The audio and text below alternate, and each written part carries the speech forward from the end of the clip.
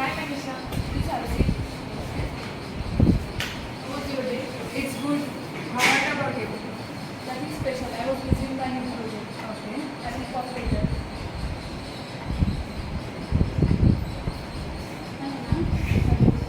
What do you like to have buddy? One orange juice, please. I want a glass of water. Anything else ma'am? What do you have special for tonight? We have Italian chef Mr. Kapoor. His specialty is lasagna. Would you like to try it ma'am? We will try this. Yes, ma'am. Please serve as a roasted chicken as our payment. Okay, ma'am. While your main course will be ready, we will serve you latest chicken starter. Thank you, ma'am.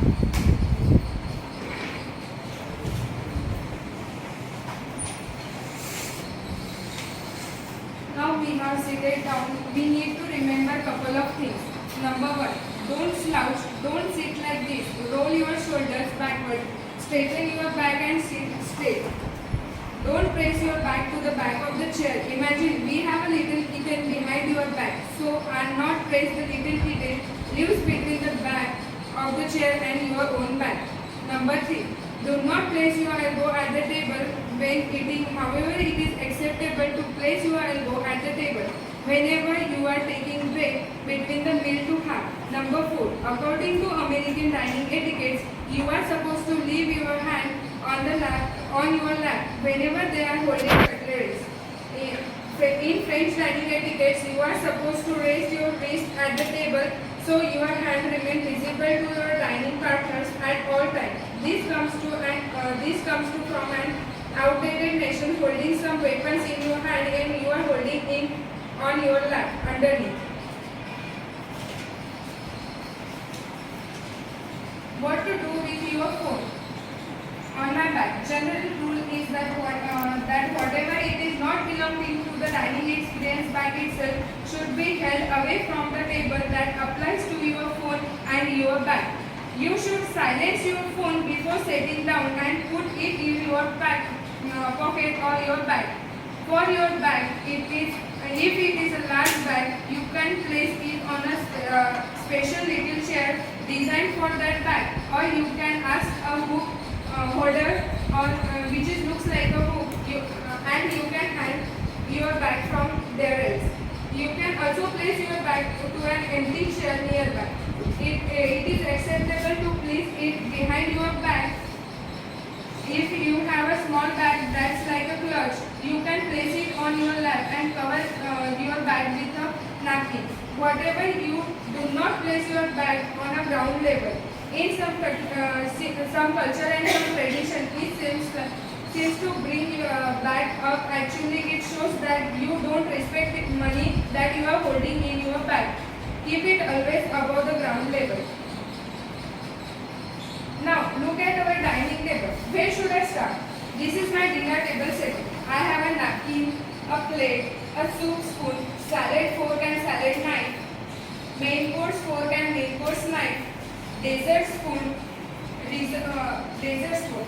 The dessert box should be much smaller than this, but this is what I am gonna serve. I will be using it. I have a bread plate and I have a butter knife. The interesting part of the butter knife is that unlike traditional knives, this has a dull blade and it's used to scoop and spread it rather than to cut it. So where B is pointing to the bread plate and butter knife, and where D is pointing where glasses are in order to not confuse us.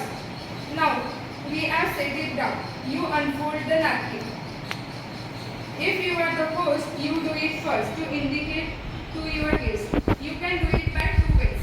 With fold line facing outward like this, or around when you have a folded line facing inward towards you. If you are going to bathroom, you will be back. You would place the napkin on chair to indicate that you will be coming back. If you are leaving the table for a good and you are not coming, then you place a napkin on the left side of the plate gently. If you happen to drop your napkin, you can pick it up if you are okay with that, or you can indicate to the waiter that you want new one.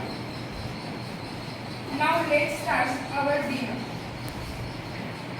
So bread paste is used to enjoy piece of bread, and I use a butter knife to pick the butter and spread it on the bread piece. Then I am gonna enjoy one bite at a time. The first meal I am gonna be enjoying is soup. I am gonna use the soup spoon deep in the center of the bowl. So when you are set, your principal just gently uses, not the attackers. Take spoon it to the opposite side of the bowl and slide gently. Then bring your spoon to your mouth in order to make sure that I don't get any spills on my lap. For your second course, I am gonna have a salad. I am gonna use the side of the salad knife. I will show you in a two ways. One is American, which is I am gonna currently show you. So you cut one bite of mozzarella and tomato at a time. Then you place your knife and then you switch your work to the other hand and eat it like that. The other way is European and continental way of dinner, where I would just use a fork and knife in some way, use it to cut my tomato and mozzarella. Then what's gonna happen, I am gonna leave the knife in my hand and eat it like that. Here is how my main course, which is chicken breast with parmesan. I am gonna use the main course fork and main course knife to cut the chicken breast with one piece at a time. When you are done with new one, place your fork and knife to the position 12 to 6 o'clock. With thighs facing upward and downward like French dining etiquette. Thus usually you can also place it in a position 10 to 4 o'clock just like this, with fork facing thighs downward or upward. This is the perfect time to excuse yourself from the table to use. So here is I have my dessert spoon. I will slide them both sides. Effective sides I am gonna using fork holder and spoon to cut the knife and hold. The dessert with the fork to cut with the spoon. I am gonna use the fork to push anything remaining on my spoon. Use spoons to eat the dessert once. You are done with your dinner. It's time to indicate to the waiter that you are expecting a bill. You can do so having an eye contact or raising your hand. Once you have paid the bill, it's time to leave you. You should take a napkin fold. If it's not neatly placed on the left of the plate, leave if you are the host to indicate so your guest and that it's time to leave. If you are the guest, so watch the host so to do so. A final note, if this was the dinner, you are invited to make sure you send a thank you message or thank you note to the host with her handwritten notes and flowers. So let's start with a water goblet. It usually doesn't have a stem, like you see in this case, and you would hold the water goblet by the bottom of the bowl, like this. This is quite recognizable glass. It's a champagne glass. It's long and thin. The shape ensures that the bubbles in the champagne stay intact while you're enjoying your drink. Also make sure that you hold this glass by the stem so your fingers are not actually touching the bowl and are not warming up the drink while you're drinking it. This is a white wine glass. Unlike the red wine glass, which is shorter and larger, this glass is longer and thinner. The red wine glass is shorter and larger because red wines have much bolder taste notes and they need more area to breathe. With the red wine glass, you would hold by the bottom of the bowl. So imagine this is a red wine glass, you would hold it like this. For the white wine glass, you have to hold it by the stem so you don't warm up your drink while you're drinking it.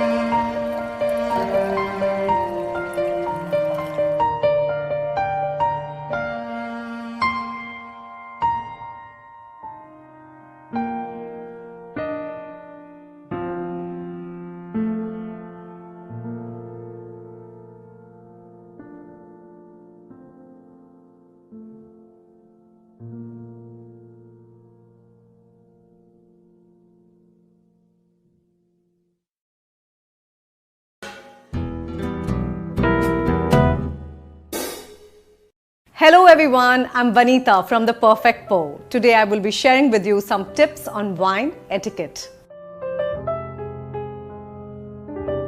Well, it's definitely one of those things that on the surface seems unnecessary, but it's a powerful tool. I promise they are fun. So here you go. First thing, when you want to clink glasses with someone, remember to clink your wine glasses bowl to bowl and look at your clinking buddy in the eye. And this is because the glasses are stronger at the sides and not at the edge. Therefore, it reduces the chances of breakage, also from chipping the glass at the edge. And the next one, etiquette number 2. Try to always hold your wine glass by the stem and not like this. This is because this can leave fingerprints on the glass, makes your glass look dirtier, and at the same time will keep your wine cooler for the longer time. And when you hold it by the stem, you can also swirl your wine better. It's totally socially acceptable to swirl your wine, and if you don't know why, please go watch my previous video on how to swirl wine. And getting back to the tips, it's time for wine etiquette number 3. Do you know what's that one thing that's going to make you look like an amazing host? Well, let me give you a hint. It's just a simple act of kindness.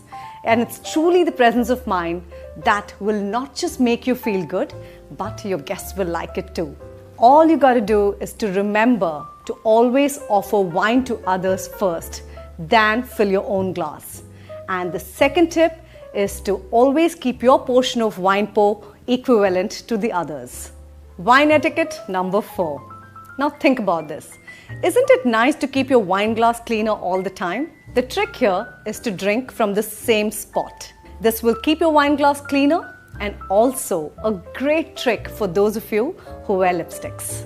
That's it for today. Discussing about the wine etiquette. Now we have 3 glasses. First is water glass, second is wine glass, and third is champagne glass. We have to arrange this first smaller one, second larger one, and the third which is larger than this. Now we are calling to the waiter.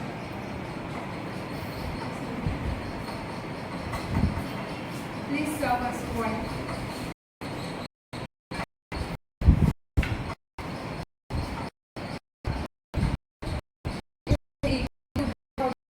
Partner.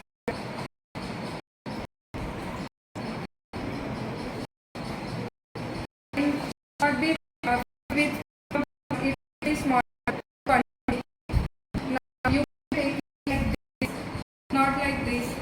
That way you can आपके हाथों से heat transfer होके उसका बिगड़ सकता है. आपको यहाँ से स्ट्रॉ को पकड़ना है, ऐसे स्टेयर करना है. You can smell it like this. It is universally said to smell anywhere. Now you can toast with your partner like this, not with edges, in middle side. Thank you. Take a sip from the glass.